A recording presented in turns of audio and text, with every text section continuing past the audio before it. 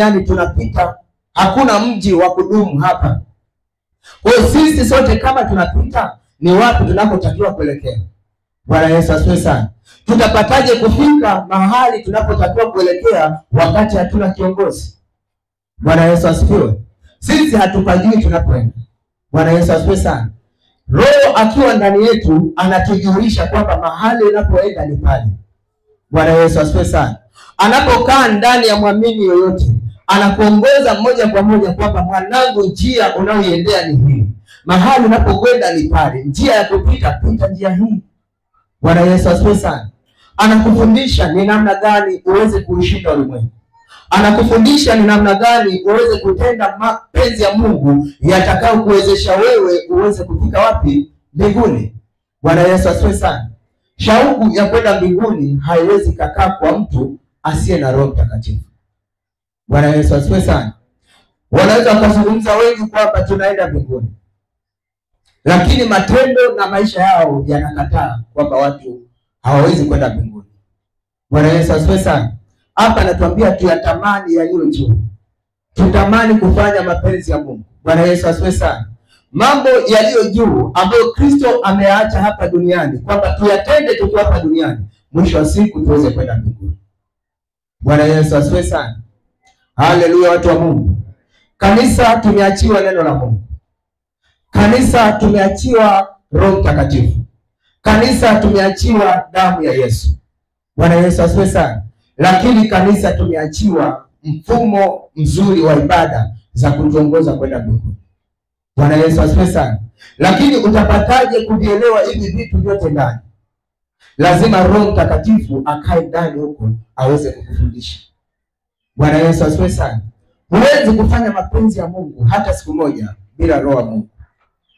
Ndio maana hata wewe mwenyewe ukijipima, kabla hujamjua huyu Mungu, ulikuwa na maisha fulani ambayo ulikuwa huwazi kwa habari ya mbinguni.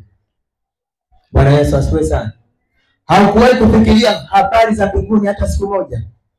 Lakini baada ya kumjua Yesu na neema ya Roho Mtakatifu kukaa ndani yako, ukaanza kufikiria kwamba kuna mbinguni.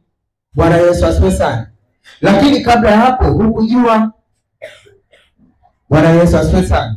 Kwa hiyo lazima Roho akae ndani yako, akufikirishe kwa habari ya ufalme wa Mungu.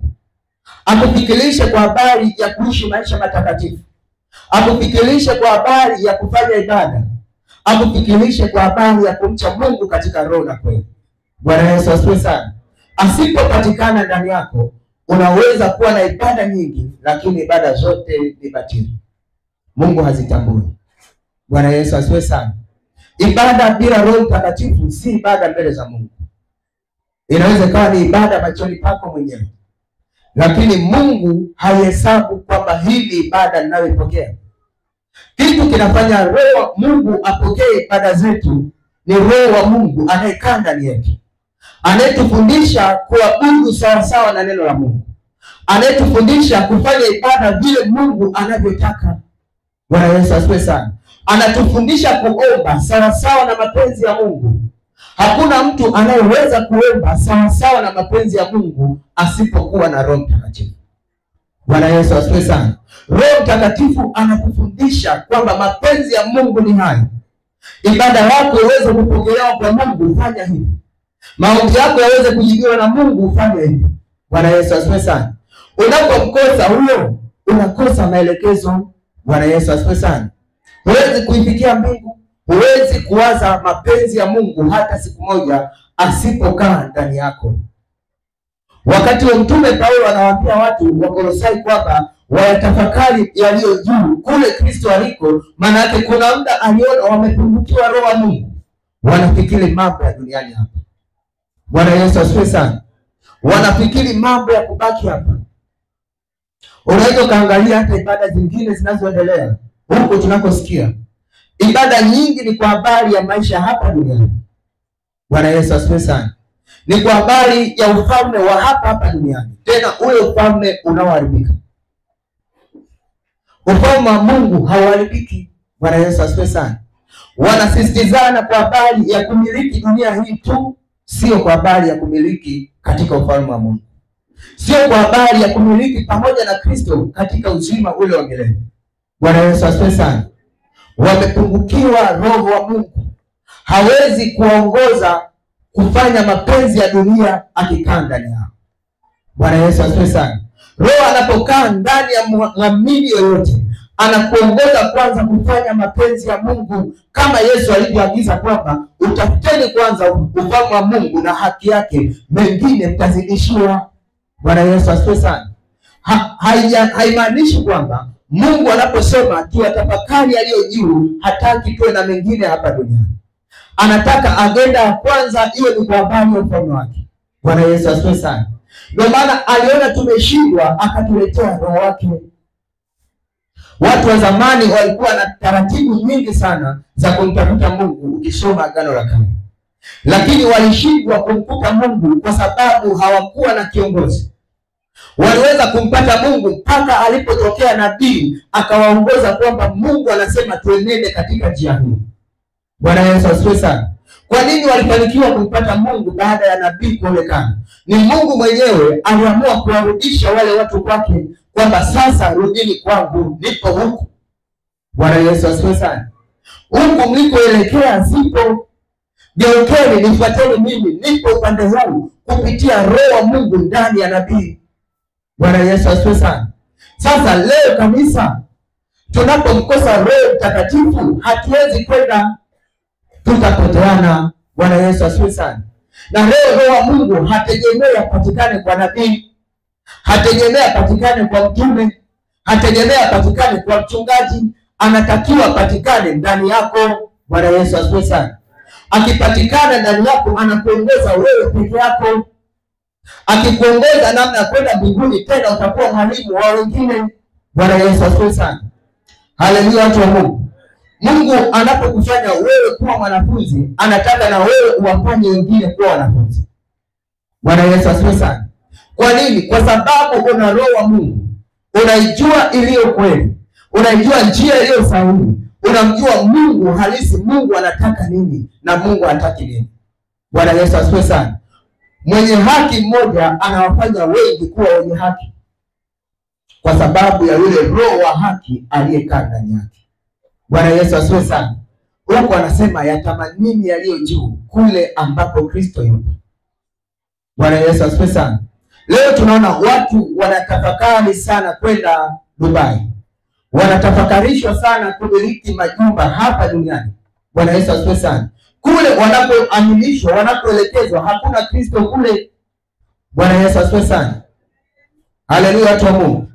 Hatutafakari kwa habari ya mambo ya dunia hii tu. Hayo tunatafakari baadaye, baada ya kumpata Kristo akakaa ndani yako, akakufinyanga na kukutengeneza, una uhakika wa kwenda mbinguni. Bwana Yesu asifiwe sana. Haleluya, watu wa Mungu. Roho Mtakatifu akiwa ndani yako, anashuhudia pamoja na roho yako kwamba wewe unastahili kwenda mbinguni, wewe ni mwana wa Mungu, wewe ni mwenye haki wa Mungu. Anashuhudia pamoja na wewe. Bwana Yesu asifiwe sana. Akikaa ndani yako huna mashaka. Wapo watu wanaokuambia kwamba unajihesabia haki, unajuaje kwamba wewe utaenda mbinguni? Hawana roho wa kuwashuhudia pamoja na roho zao. Bwana Yesu asifiwe sana. Roho wa Mungu anakushuhudia moja kwa moja kwa matendo na tabia ulizo nazo, anakurudisha kwenye neno la Mungu. Unaelewa kwamba nastahili kwenda wapi. Bwana Yesu asifiwe sana. Matendo yako yanakushuhudia unakokwenda. Tabia na mwenendo unakushuhudia wewe unaenda wapi. Bwana Yesu asifiwe sana. Siku moja nilikuwa naangalia mafundisho ya baba mmoja. Alipofundisha kwa habari ya kwenda mbinguni, aliwaleta watu wawili mbele yake, aliwafundisha kwa mfano. Bwana Yesu asifiwe sana. Akaoka mmoja akakaa mkono wa kushoto, mwingine akakaa upande wa kulia. Akaambia, wewe uliyekaa mkono wa kushoto, wewe ni shetani, na wewe uliyekaa mkono wa kulia, wewe ni Mungu. Bwana Yesu asifiwe sana. Akarudi kwa washirika, akaanza kumchukua mshirika wa kwanza. Alikuwa ni mwanamke. Yule mwanamke alikuwa amevaa vizuri. Yeye hapa alitoa mfano kwa muonekano wa nje. Bwana Yesu asifiwe sana. Akamwambia, sasa pale kuna jehanamu, kuna mbinguni, chagua mahali unapostahili kwenda. Yule mama alivyotembea alienda kwenye upande ule wa kulia ambako ni upande wa Mungu. Bwana Yesu asifiwe sana. Akachagua binti mwingine alikuwa amevaa kisuruali na kishati, yani kimembana vibaya. Bwana Yesu asifiwe sana. Anamwambia pale kuna jehanamu na mbinguni, chagua wewe unapostahili. Bwana Yesu asifiwe. Yule binti aliongoza moja kwa moja upande wa kushoto aliko shetani. Akarudi akawaambia kanisa kwamba hiki nilichokifanya sijamforce mtu mahala pa kwenda, lakini nafsi yake inamshuhudia kwamba wewe unakwenda wapi. Bwana Yesu asifiwe sana. Hakumpangia kwamba binti nenda huku na sehemu kwa shetani. Alimwambia chagua unapostahili kwenda. Kwa hiyo dhamiri yako ndani inakushuhudia kwa tabia na mwenendo unakwenda wapi. Bwana Yesu asifiwe sana. Usione watu ambao hawafanyi mapenzi ya Mungu kwamba hawajui wanastahili kwenda wapi. Wanajua, wanashupaza shingo zao. Bwana Yesu asifiwe sana. Wewe unaposikia mambo haya, tamani Roho wa Mungu akae ndani yako, akuondolee huo moyo mgumu. Bwana Yesu asifiwe sana. Akuondolee moyo mgumu. Unaposikia mafundisho uyasadiki, uyashike na kuyaishi. Bwana Yesu asifiwe sana. Lazima dhamiri yako ikushuhudie kwa tabia na mwenendo unakwenda pale. Wewe hivyo ulivyostahili kwenda mbinguni unajua ndani yako. Na watu kama hao ukiwaambia wanakushtumu kwa mashtuma magumu, wewe unajifanya mwenye haki. Si kwamba hajui, anajua, ni aibu. Bwana Yesu asifiwe sana. Anakuambia unajifanya unajua sana. Unajifanya wewe ndio huna dhambi. Kwani wewe hujawahi kutenda dhambi? Kwani unataka kusema wewe utendaje dhambi? Bwana Yesu asifiwe sana. Kwani maandiko yanasemaje? Tunapookoka tunatenda dhambi tena? Tunatenda dhambi tena? Kuokoka si mara moja. Unapookoka ukabatizwa, Roho wa Mungu akikaa ndani yako, dhambi ni mwiko. Ukiona kuna dalili za dhambi ndani yako, jichunguze kama una Roho wa Mungu au kakuacha. Ukiwa na Roho wa Mungu hakika huwezi kutenda dhambi, hachangamani na dhambi. Anakuelekeza kwamba mwanangu, mbingu njia ni hii. Utakatifu ni huu. Unayatamani matakatifu ya Mungu pekee. Bwana Yesu asifiwe sana. Huwezi kujichanganya kwa namna yoyote. Roho akikaa ndani yako, anauvunja ule moyo wa dhamani, ule moyo wa jiwe, anauondoa ndani yako, anaweka moyo wa nyama, moyo uliopondeka, unaotamani kumcha Mungu usiku na mchana. Bwana Yesu asifiwe sana. Roho Mtakatifu ndio kioo cha kanisa. Roho Mtakatifu ndio mwalimu wa kanisa. Bwana Yesu asifiwe sana. Akae ndani yako, akushepu ufae kwenda mbinguni. Bwana Yesu asifiwe sana. Kwa hiyo unaposikia mafundisho haya, tangia Jumatatu yamefundishwa mengi kuhusu Roho Mtakatifu. Wewe uliyesikia, tamani huyo Roho uliyemsikia kwamba leo ni siku ile ya maadhimisho uliyoshuka, na leo Roho Mtakatifu nataka iwe Pentekoste ile ya kwanza kwangu. Bwana Yesu asifiwe sana. Akaya kubadilishe tabia zako, ufae kwenda mbinguni, mawazo yako yawaze mbinguni, fikra zako ufikirie mbinguni. Bwana Yesu asifiwe sana. Uanze kwa habari za ibada. Huna jukumu la msingi. Ibada ni Jumapili mpaka Jumapili, nyumbani unalala. Ndani kumekufa. Bwana Yesu asifiwe sana. Ndani kumekufa, unalala, huna sababu ya msingi ya kulaza. Lakini wakati ukipitia magumu, utasema kwamba Yesu, naomba niponye niende badani wakati uendani. Bwana Yesu asifiwe sana. Haleluya, watu wa Mungu. Mapenzi ya Mungu yanafanywa na watu wa Mungu. Na watu wa Mungu ni wakina nani? Ni wale wenye Roho wake. Na Roho wa Mungu sio wa watu wachache, ni wa watu wengi. Bwana Yesu asifiwe sana.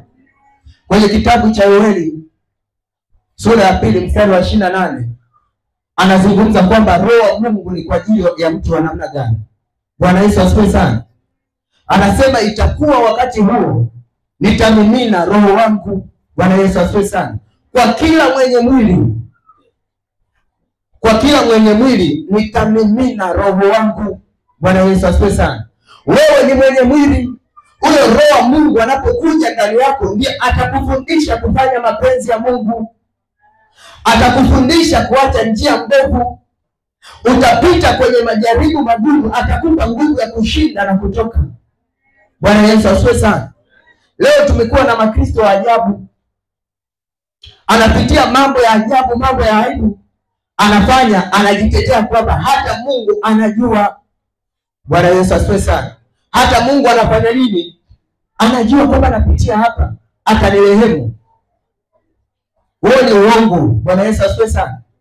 Hakuna Mungu wa namna hiyo, kwamba nilikuwa nimebanwa sana nikaamua nifanye uovu. Mungu anajua. Alisema kwenye majaribu utende dhambi. Bwana Yesu asifiwe sana. Alijaribiwa Ayubu, sio wewe. Bwana Yesu asifiwe. Kwa maana siku moja nilisema kwamba mtu anaweza kuzungumza kwamba mimi na majaribu. Ukiyasoma majaribu ya Ayubu utajiona wewe huna majaribu. Bwana Yesu asifiwe sana. Lakini Biblia inasema katika mambo yote Ayubu hakumwazia Mungu kwa upumbavu. Wewe majaribu madogo, mtu wa Mungu, unamwazia Mungu na sio kuwaza tu, unamtenda Mungu kwa upumbavu. Alafu unasema Mungu anajua nini? Bwana Yesu asifiwe sana. Roho wa Mungu anapokaa ndani yako katika majaribu na mapito ya namna yoyote, Roho anakaa ndani yako, anakutia nguvu ya kushinda yale majaribu. Bwana Yesu asifiwe sana. Jaribu lolote linapokuja limeruhusiwa na Mungu, maana Roho wa Mungu anakuja kukupa nguvu ya kushinda lile jaribu. Jaribu halitakuja lililo zaidi ya saizi yako.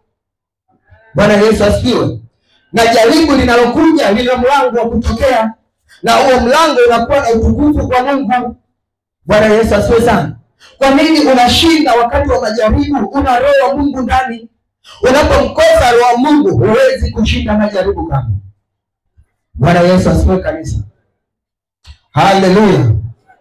Tamani Roho wa Mungu akae ndani yako uweze kushinda majaribu. Wengine sio majaribu yanayowaangusha, yanawatoa kwa Mungu. Na ukiwa na Roho wa Mungu na kuhakikishia kwamba jaribu la namna yoyote halikutoi kwa Mungu. Kwa sababu Roho wa Mungu anapoona jaribu lazima asimame na wewe, utukufu urudi kwa Mungu. Bwana Yesu asifiwe sana. Una Roho wa Mungu ndani. Jaribu linakujilia, jaribu linakushinda, shetani anajitwalia utukufu na Roho yuko ndani yako. Inawezekana. Tabia mmoja ya Roho Mtakatifu ni kupeleka utukufu kwa Mungu. Ndio maana alipokaa ndani ya Ayubu, utukufu wote ulirudi kwa Mungu. Mungu akajivunia Ayubu kwamba ninamcha Mungu pale. Nina mtu anayenicha mimi, nina mtu anayenipenda. Anamsimanga shetani kupitia Ayubu kwa sababu Ayubu alikaa na Roho wa Mungu ndani yake. Bwana Yesu asifiwe sana. Aliyawaza mambo ya kule Kristo aliko. Mke wake anajaribu kumshawishi, anakataa. Anamwambia mke wangu, hatuwezi tukapatwa na mema tu, tusipatwe na mabaya. Yote haya kama yapo kwa ajili ya utukufu wa Mungu. Ukiendelea kusoma mbele, Ayubu anazungumza kwamba ninachojua mtetezi wangu yuko hai. Bwana Yesu asifiwe sana. Roho wa Mungu ndani ya Ayubu anakiri waziwazi kwamba katika yote haya Ayubu, Mungu wako anakuona yuko hai, atakuokoa. Bwana Yesu asifiwe sana. Si majaribu madogo ya kutoka kwa Mungu. Bwana Yesu asifiwe kanisa. Haleluya watu wa Mungu. Tusogee mbele. Soma hiyo ya Wakolosai 3.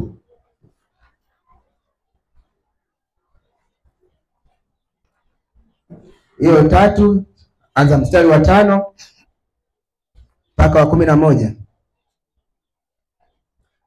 Anasema siri hiyo hawakujulishwa wanadamu katika vizazi vingine, kama walivyofunuliwa mitume wake watakatifu na manabii zamani hizi katika Roho, ya kwamba mataifa ni warithi pamoja nasi wa ulisi mmoja na wa mwili mmoja, na washiriki pamoja nasi wa ahadi yake iliyo katika Kristo Yesu kwa njia ya Injili. Injili hiyo ambayo nalifanywa mhudumu wake kwa kadri ya kipawa cha neema ya Mungu niliyopewa kwa kadri ya utendaji wa uweza wake. Mimi niliye mdogo kuliko yeye. Bwana Yesu asifiwe. Soma Wakolosai 3:13. Wakolosai 1:13. Hiyo iache. Wakolosai 1:13. Anasema, nanyi pia katika huyo mmekwisha kulisikia neno la kweli, habari njema za wokovu wenu. Tena mmekwisha kumwamini yeye na kutiwa muhuri na Roho yule wa ahadi ile, na Roho yule wa ahadi ile Mtakatifu, ndiye aliye arabuni ya urithi. Samani, nimesoma ni Efeso. Soma Wakolosai 1:13. Wakolosai 1:13. Anasema, naye alituokoa katika nguvu za giza, akatuhamisha na kutuingiza katika ufalme wa mwana wa pendo lake. Naye alituokoa katika nguvu za giza, ametuingiza katika ufalme wa mwana wa pendo lake. Bwana Yesu asifiwe sana. Zamani hizo tulikuwa tunafikiri mambo ya duniani. Bwana Yesu asifiwe sana. Tulikuwa tumefungwa na nguvu za giza. Tulikuwa tumeshikiliwa mateka na shetani. Tunayawaza na kuyafikiri mambo ya duniani hapa. Bwana Yesu asifiwe sana. Alipokuja Yesu Kristo akatuokoa, akatuhamisha, akaturudisha kwenye ufalme wa mwana wa pendo. Bwana Yesu asifiwe sana. Haleluya, watu wa Mungu. Sasa watu waliookolewa, waliohamishwa, wanayawaza mambo ya mahali pale walipohamishiwa. Bwana Yesu asifiwe sana. Tulitolewa mateka, tulitolewa magerezani kwenye vifungo, tukiwa tunatafakari mambo machafu ya dunia hii. Lakini Mungu kwa huruma zake akatukomboa na kutununua kwa damu takatifu ya Yesu Kristo, akatuhamisha kwenye yale mateso, akatuweka kwenye ufalme wa mwana wa pendo lake. Katika huo ufalme tutayawaza ya ufalme ule tuliopelekwa. Bwana Yesu asifiwe sana. Ukiona mtu anasema nimeokoka, lakini mawazo na matendo na tabia zake ni chafu, anayawaza ya kule alikotoka, huyo bado hajahamishwa. Bwana Yesu asifiwe sana. Tunahamishwa kwa nguvu za Roho Mtakatifu, kwa sababu shetani alitufunga katika roho. Shetani alitudhibiti katika roho, alizifunga roho zetu zinatumikishwa na yeye.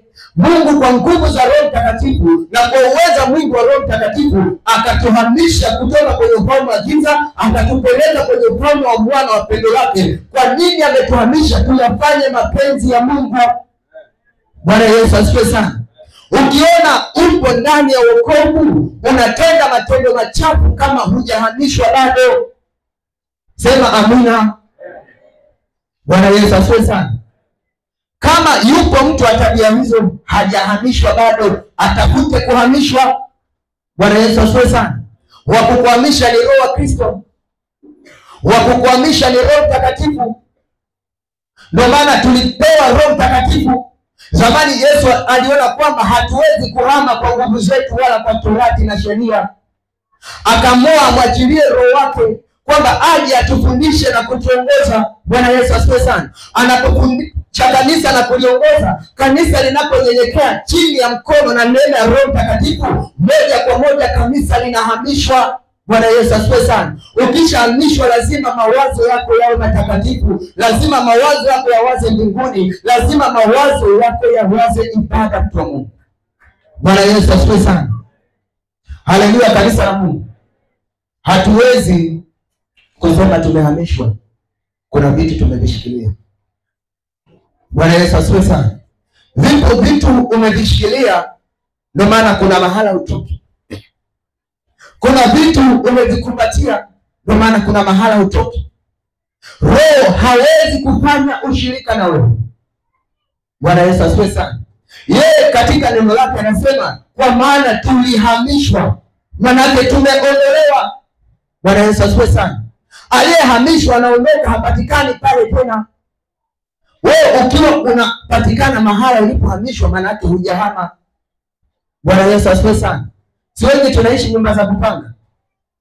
Unapokuwa umekaa kwenye ile nyumba labda kwa miezi mitano, ukamwaga mwenye nyumba yako kwamba sasa nahama, nimepata nyumba nyingine mahali, unaweza kurudi kuishi pale tena? Si haiwezekani. Na kwenye ufalme wa Mungu ni hivyo hivyo. Tulivyosema, neno la Mungu linavyosema tumehamishwa, maana yake tumetolewa kwa shetani tusipatikane tena. Bwana Yesu asifiwe sana. Haleluya watu wa Mungu.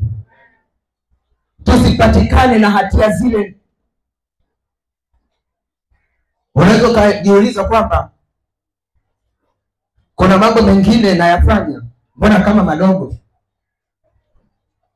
Bwana Yesu asifiwe sana.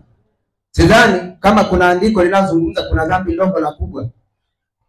Kilichozuiliwa kimezuiliwa. Bwana Yesu asifiwe sana. Aliyezini, aliyeongea uongo, wote dhambi yao ni moja. Wanahesabiwa kuwa ni waasi mbele za Mungu. Biblia inasema kwa maana dhambi ni uasi. Yeye afanye dhambi afanya uasi. Bwana Yesu asifiwe sana. Mwanzilishi wa dhambi ni mwana wa kuasi. Kwa hiyo dhambi ya namna yoyote isipatikane kwako. Nani wa kukupa nguvu ya kufanya dhambi isipatikane kwako? Ni Roho wa Mungu apatikanaye ndani ya kila mwamini. Bwana Yesu asifiwe sana. Kwa hiyo wakati huu unasikia neno hili asubuhi, endelea kutengeneza moyo wako. Endelea kutamani kwamba Mungu, natamani nitolewe mahali hapa, nielewe hichi kinachoongelewa, niweze kutoka kwenye kifungo hiki nilicho, ili mwisho wa siku niweze kwenda mbinguni. Maandiko yanakiri waziwazi kwamba yeye asiye na Roho wa Mungu si wa kwake Kristo. Nani anatupa nembo ya kuonekana watoto wa Mungu? Ni Roho Mtakatifu. Nani anatupa ujasiri wa kusema Mungu ni baba yetu? Ni Roho Mtakatifu. Mtume Paulo anasema kwa huyo Roho tunamwita Mungu Aba, yaani baba. Tunalia kwa Mungu Baba, na yeye Mungu anakiri kwamba ni baba wetu. Anasema sisi ni watoto wake, ametuzaa. Bwana Yesu asifiwe sana. Ametuzaa kwa nani? Kwa huyo Roho wake. Sasa huyo Roho anayezaa asipopatikana ndani yako, wewe si wa Mungu. Nani atakupeleka mbinguni? Bwana Yesu asifiwe sana. Soma Wagalatia 5:5. Wagalatia 5:5.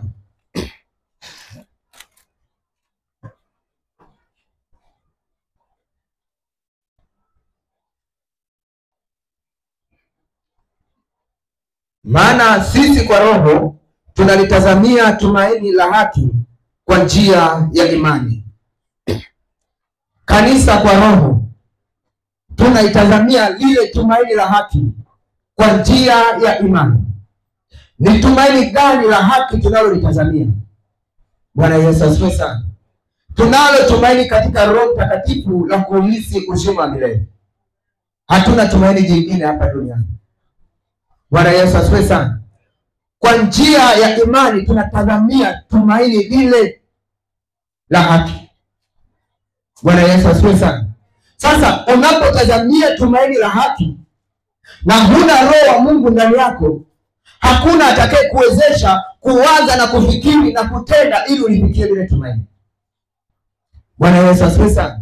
Lazima uwe Roho akae ndani yako, akupe subira ya kusubiri mpaka ukamilifu ule utakapotimia. Roho anapotoweka ndani yako, ili tumaini ulitazamii tena. Ndio maana watu wanaokutwa na anguko wanakufa kabisa kwa habari za ibada. Dhamiri zao haziwashuhudii vizuri mbele za Mungu. Bwana Yesu asifiwe sana. Anapoona ibada, wakati mwingine anakuwa mtu wa dhihaka nyingi, kwa sababu hana msaada ndani, hana nguvu ya kumsukuma kwamba wewe hiki unachokifanya sio sawa. Bwana Yesu asifiwe sana. Haleluya watu wa Mungu.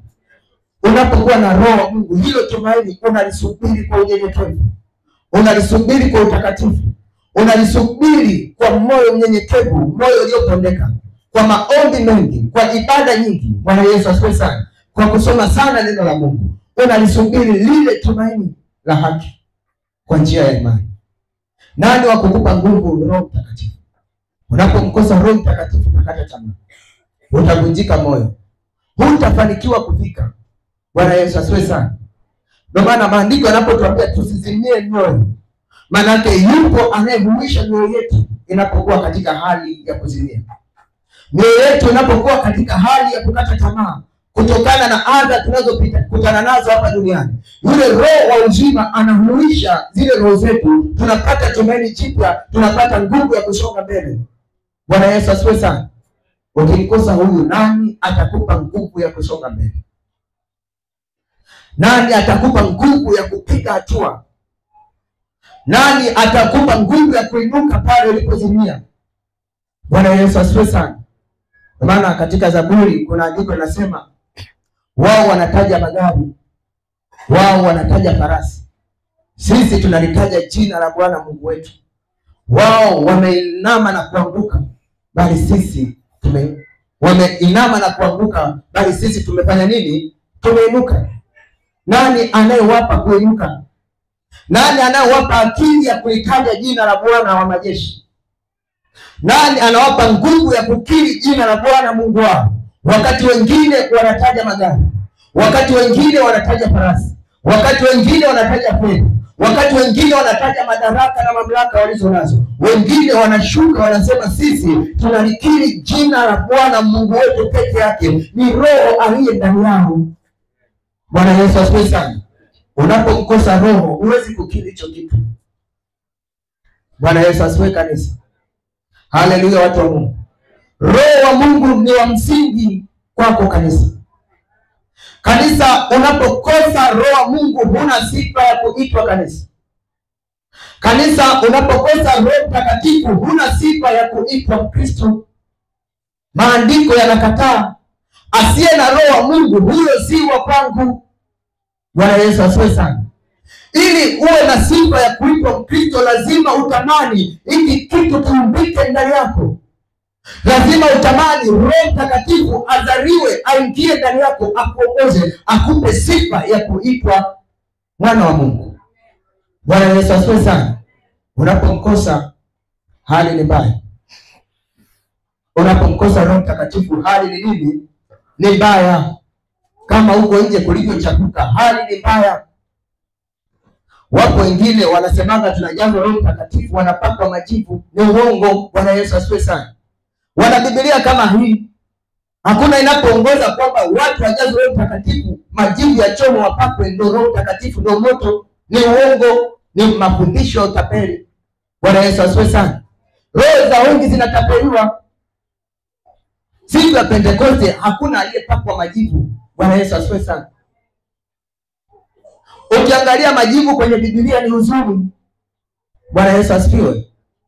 Watu waliokuwa wakihuzunika ndio waliokuwa wanajitupa, watu waliokuwa wanaomboleza, watu waliokuwa wanagaragara na kutubu mbele za Mungu, wanajivika nguo za magunia, wanajitupa kwenye majivu. Ilikuwa ni ishara ya unyenyekevu zamani zile. Sio kupakwa majivu ndio ishara ya kujaza Roho Mtakatifu. Roho Mtakatifu tunampata kwa kuomba. Bwana Yesu asifiwe sana. Kwa kuomba. Lakini aombaye awe tayari kuziacha njia chafu anazoziendea.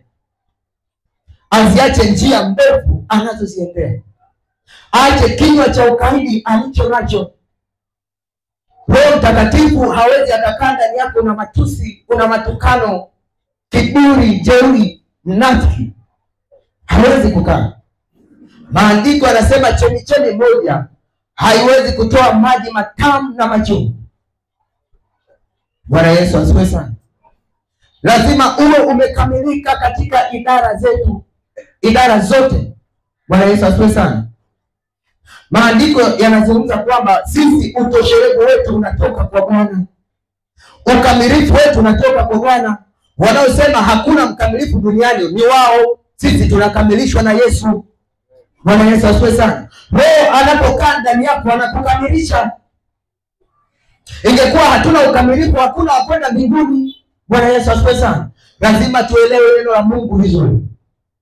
Ingekuwa hakuna mkamilifu duniani, hakuna wa kwenda mbinguni. Wanaoenda mbinguni ni wale waliokamilishwa na Bwana. Kaa tayari ukamilishwe uende mbinguni. Bwana Yesu asifiwe sana. Sio hata Mungu anajua, kaa tayari ukamilishwe. Ukamilifu unatoka kwa Mungu. Tunakamilishwa na Kristo. Tunakamilishwa na neno la Mungu. Tunakamilishwa na Roho Mtakatifu. Bwana Yesu asifiwe sana. Wakamilifu wako, ndio maana maandiko yanakiri wazi kwamba kuna watakatifu duniani Mungu anapendezwa nao. Na hao walio duniani ndio Mungu anawataka waende mbinguni, kwa sababu wamejikamilisha katika Bwana hapa duniani. Wana ile nguvu ya kushinda dhambi. Wana ile nguvu ya kupita katika mapito ya kila namna. Wana nguvu ya kupita katika kila majaribu, kwa sababu Roho wa nguvu anakaa ndani yao. Bwana Yesu asifiwe sana. Kwa habari ya Yesu, Biblia inasema alikuwa mwanadamu kama sisi, lakini hakutenda dhambi. Hakutenda dhambi. Alikuwa anaona njaa, alikuwa anaona kiu, alikuwa ana dalili zote za mwanadamu. Hakumtenda Mungu dhambi. Wanaweza kusema Yesu ni Mungu na Ayubu ni mwanadamu, alishinda katika magumu yote, katika mashauri ya ndugu zake. Wanaomshauri wanamwambia, Ayubu, pengine umemkosea Mungu wako, si bure. Yeye anajua anapita. Jaribu lolote lisikutoe kwa Mungu pekee, kwa sababu unahukumiwa kwa maandiko. Wewe ukasema Mungu, nililemewa hapa. Anasema ujapopita katika maji mengi nitapita na wewe, hutagarikishwa. Ujapopita katika moto mkali nitapita na wewe, mwali wa moto hautapunguza.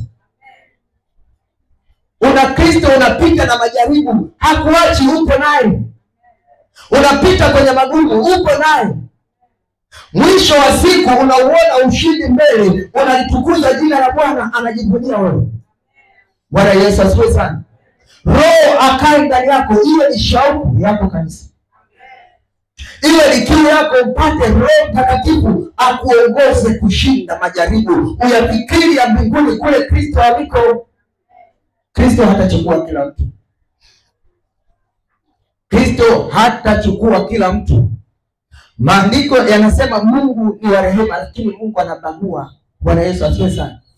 Anachukua walio wa kwake, waliomkataa hana haja nao, hashughuliki nao kabisa. Bwana Yesu asifiwe sana. Lazima tuelewe kwamba Mungu anataka nini ndani ya mtu aliyeamini. Kwa nini aliachilia Roho Mtakatifu? Maandiko yanatuambia kwamba Torati ilikuja kwa mkono wa Musa. Rehema na kweli zimekuja kwa mkono wa Kristo. Bwana Yesu asifiwe sana. Roho Mtakatifu amekuja kwa mkono wa Kristo, ndio roho wa rehema. Ndio roho wa rehema. Ndiye roho wa kweli. Unapokaa ndani yake, anapokaa ndani yake, unapokaa naye, unapomtunza, unafanya ushirika na yeye, anakufundisha kweli yote. Hakuna kitu napungukiwa. Bwana Yesu asifiwe sana. Andika pointi hii. Hapa nimeandika anachokifanya Roho wa Mungu ili kuleta shauku ya kwenda mbinguni. Anachokifanya Roho wa Mungu ili kuleta shauku ya kwenda mbinguni. Anachokifanya Roho wa Mungu ili kuleta shauku ya kwenda mbinguni.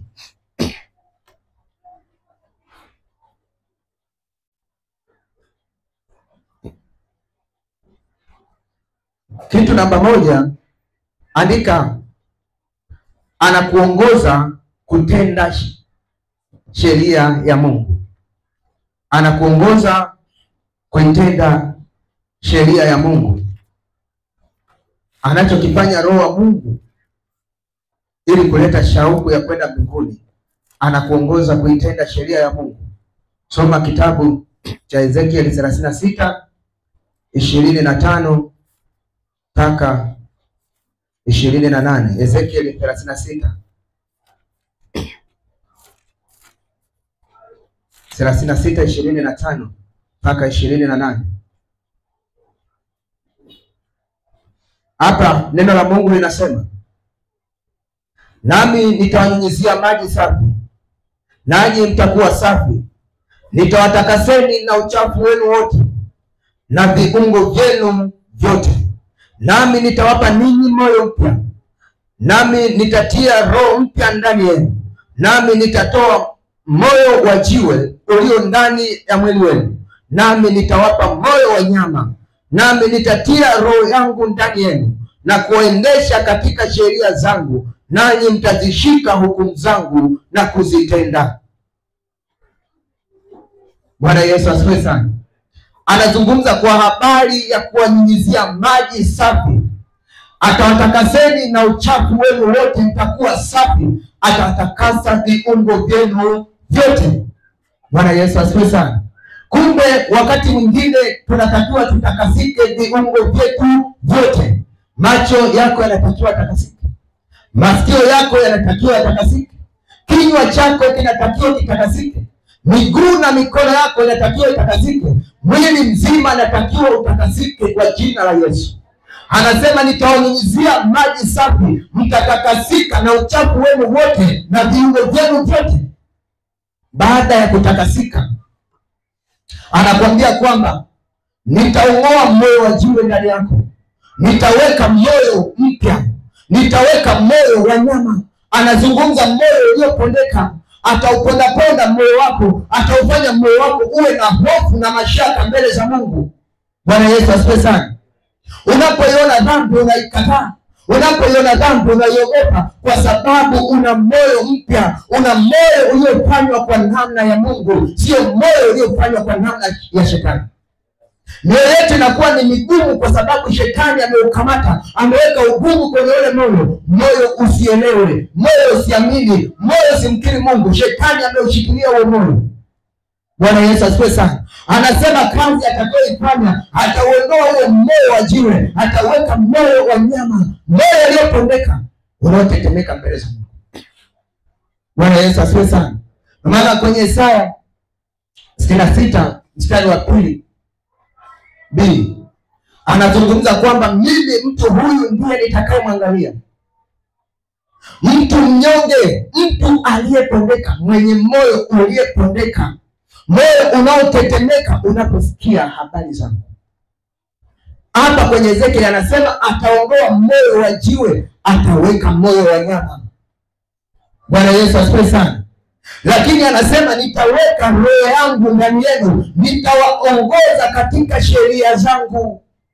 Kumbe ili uweze kupita katika sheria za Mungu, lazima ule roho wa Mungu akae ndani yako, akuongoze kwamba sheria ya Mungu hii tunaitenda hivi, sheria ya Mungu hii tunaitumiliza hivi.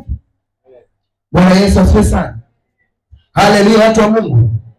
Sema Bwana Yesu, ondoa moyo wa jiwe, ondoa moyo wa jiwe, weka moyo wa nyama, weka moyo wa nyama, moyo uliyepondeka, moyo wenye hofu, moyo wenye kutetemeka unaposikia habari zako, kwa jina la Yesu Kristo. Anasema nitaweka moyo wa jiwe, nitaondoa moyo wa jiwe, nitaweka moyo wa nyama, nitaweka roho yangu ndani yako. Ule Roho Mtakatifu atakuongoza wewe kanisa, atakuongoza kushinda dhambi, atakuongoza kushinda majaribu, atakuongoza kushinda tamaa. Roho anapokaa ndani yako, anahuisha mwili wako. Mwili unakuwa mfu kwa ajili ya dhambi, unakuwa hai kwa sababu ya haki ya Mungu, kwa sababu ya Roho Mtakatifu anayekaa ndani yako. Bwana Yesu asifiwe sana. Huwezi kushinda kwa akili, lazima awepo kiongozi. Hakuna gari inaweza kwenda bila dereva. Mwili wako uko kama gari, Roho Mtakatifu kama dereva. Lazima ukubali kuongozwa na Roho Mungu. Ukikataa kuongozwa na Roho Mungu, mwili wako unataka kuongozwa, hata kama shetani atakuongoza tu, utake usipate. Bwana Yesu asifiwe sana. Wengi waliokataa kuongozwa na Mungu wanaongozwa na mashetani. Hakuna anayekaa salama akikosa Mungu. Shetani anajua moyo wa mwanadamu umeumbwa katika wema, katika kutenda mema. Akimwacha mwanadamu na ule moyo mzuri, atafanya mambo mema tu. Dhamiri yake itamuongoza kutenda mema. Anachokifanya ni kukamata ule moyo, akupoteze. Unapokosa neema ya Roho Mtakatifu, hauwezi kufanya mapenzi ya Mungu, wala hauwezi kuwa salama. Lakini unapokimbilia kwa Yesu kwamba Bwana, namtaka Roho wako akae ndani yangu, aniongoze nishinde majaribu katika dunia hii, aniongoze nishinde dhambi katika dunia hii, aniongoze kupita katikati ya magumu, aniongoze kushinda katikati ya watesi. Kila jambo litakalolifanya niongozwe na wewe. Kanisa, tuna ushindi. Bwana Yesu asifiwe sana. Dhambi si kitu cha kukemewa kila wakati. Roho anapokaa ndani yako anavikemea yeye mwenyewe. Tamaa ya namna yoyote sio ya kukemewa, kuambiwa kila wakati. Roho akiwa ndani yako anakushape ufanane na Mungu mwenyewe. Kazi ya Roho Mtakatifu ni kukufananisha na Mungu. Roho ni sura na taswira ya Mungu. Roho anapokaa ndani yako atakuongoza. Mwanangu, hiki acha. Unataka kufanya kingine, unanyimwa amani. Lazimika kufanya, machozi yanatoka kwa sababu Roho anakulilia na kuzuria. Ukimkubali uko salama. Bwana Yesu asifiwe sana. Tamani huyo akae ndani yako. Mchungaji hata kuja kukuchunga kwenu huko. Viongozi wako idara hawatakuja kukuchunga wala kukufundisha na kukuhubiria ukiwa kwenu. Unachofundishwa hapa pokea, kakitendee kazi. Roho wa Mungu akae ndani yako akuchunge. Na ndiko linasema yeye ndiye mchungaji mwema. Hatuna mchungaji mwingine ila Roho Mtakatifu anapokaa ndani yako. Bwana Yesu asifiwe sana. Yeye ndiye anayekuchunga. Hautaki kuchungwa na Roho Mtakatifu, mashetani yanakupelekesha. Bwana Yesu asifiwe sana. Majini anakusukuma utake usitake, twende tunavyotaka sisi, lakini Mungu anakusukuma kwa upendo. Mungu anakusukuma kwa upole. Mungu anakusukuma taratibu bila maumivu. Haleluya, watu wa Mungu. Kwa habari hizo, kanisa limepoteza hamu ya kwenda mbinguni. Ni maombi yako umuombe Mungu akurejeshee hamu ya kwenda mbinguni. Leo kanisa hakuna anayewaza habari za mbinguni. Hakuna anayewaza kwamba kuna mbingu. Hakuna anayefikiri. Watu wanakimbizana na dunia.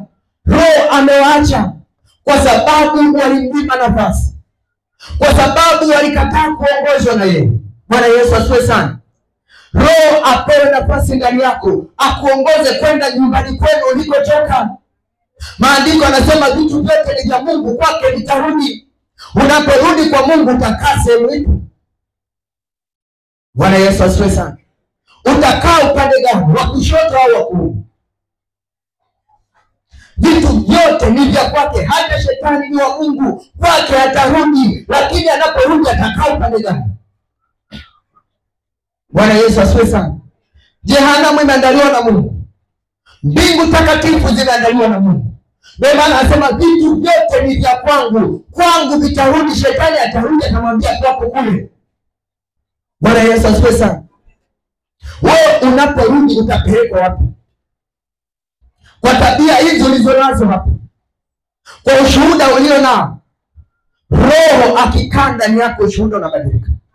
Roho akikaa ndani yako tabia zinabadilika. Roho anapoingia ndani yako anakufanya kuwa kiumbe kipya.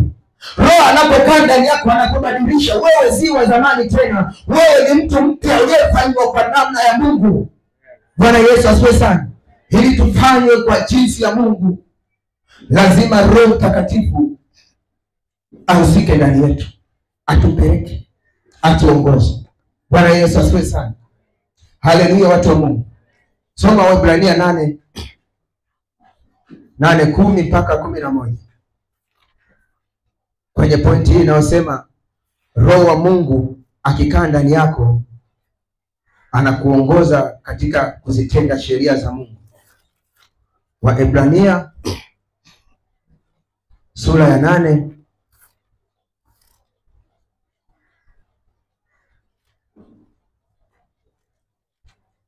Waebrania 8